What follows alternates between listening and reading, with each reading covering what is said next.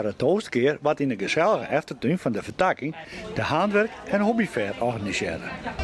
Wat is hier het al je te zien op deze fair?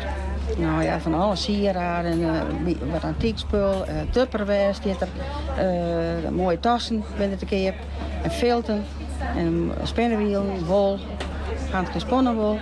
Ja. Wat zijn de laatste trends eigenlijk een beetje op het handwerkje?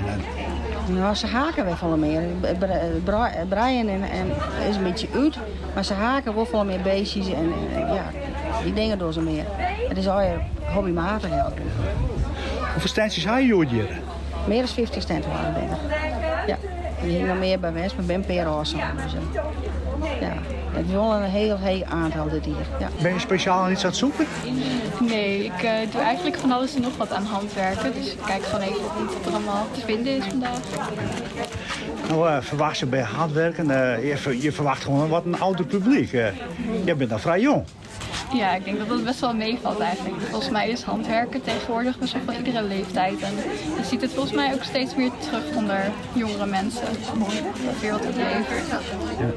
Heb je al wat kunnen vinden? Ja, ik heb veel spulletjes kunnen kopen. Dus nou, dat is heel leuk voor de komende herfst- en winterdagen. Niet in de krant of zo.